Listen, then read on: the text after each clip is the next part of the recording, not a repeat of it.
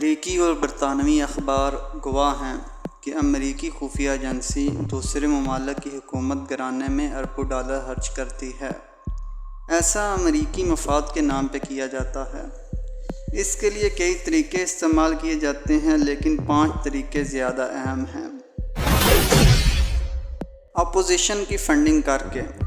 سب سے آسان اور سادہ طریقہ یہ ہے کہ حکومت مخالف سیاسی جماعتوں کو خفیہ طریقوں سے فنڈز فراہم کر دیے جائیں، یا فوج کے ایک دڑے کو قبضے کے لیے اکسایا جائے اور فنڈ فراہم کیے جائیں۔ یہ وہ کام ہے جو امریکہ نے 1963 میں جنوبی ویتنام میں کیا۔ برازیل اور گوئٹے مالا میں بھی CIA نے یہی حربہ آزمایا۔ امریکن ڈی کلاسیفائیڈ خفیہ دستاویز میں اس کے ثبوت موجود ہیں۔ مقبول لیڈروں کو قتل کروا کے۔ CIA کا حکومتیں تبدیل کرنے کا دوسرا معروف طریقہ مقبول لیڈروں کو قتل کروا دیا جائے۔ CIA نے کانگو کے جمہوری صدر پیٹریس لومومبا کو قتل کروانے کی کئی کوششیں کیں۔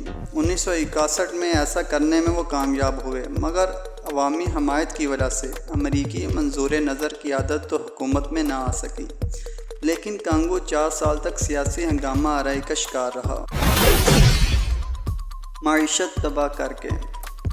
معاشی قتل حکومتیں گرانے کا تیسرا معروف طریقہ ہے جو CIA استعمال کرتی ہے۔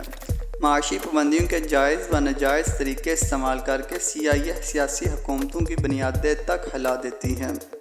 70 کی دہائی میں چلی کے صدر سلواڈور ایلندے نے امریکی دباؤ کے باوجود بڑی صنعتوں کو قومی تحویل میں لینے کی پالیسی جاری رکھی۔ امریکی صدر نکسن کے حکم پر CIA نے چلی کی معیشت تباہ و برباد کر کے رکھ دی، جس کے نتیجے میں عوامی سطح پر بے چینی پھیل گئی، اور 1973 میں جنرل اگسٹو پینوشے نے سیاسی حکومت کا تختہ الٹ کر فوجی آمریت قائم کر دی، اور یہ آمریت 27 سال چلی پر مسلط رہی۔ صحافی یا صحافتی ادارے خریدنا۔ حکومتیں الٹانے کا چوتھا معروف طریقہ ہے نامور صحافیوں یا صحافتی اداروں کو خرید لیا جائے۔ 1950 کی دہائی میں اٹلی کی حکومت گرانے کے لیے یہی سب کچھ کیا گیا۔ اخبارات کو خریدا اور مرضی کا پراپیگنڈا کیا، لیکن بعد میں ایک سابق CIA ایجنٹ نے راز فاش کرتے ہوئے کہا، جو ہم نے کیا اس سے ہم نے سیکھا ہے کہ اخبارات خریدنے سے رپورٹر خریدنا زیادہ آسان ہے۔ آج امریکی CIA یہی کرتی ہے، اور تھرڈ ورلڈ کے ممالک میں افراتفری اور بے چینی پھیلانے کے لیے منتخب صحافیوں کو پے رول پہ رکھا جاتا ہے۔ سیاسی ہنگامہ آرائی کے ذریعے۔ امریکی خفیہ ایجنسی کا حکومتیں گروانے کا 5واں معروف طریقہ سیاسی انتشار و بے چینی پیدا کر دینا۔ احتجاجی تحریکوں کو کچھ اس طریقے سے فروغ دیا جانا کہ مظاہرین کو یہ معلوم ہی نہ ہو پائے کہ وہ اصل میں کسی اور کے لیے استعمال ہو رہے ہیں۔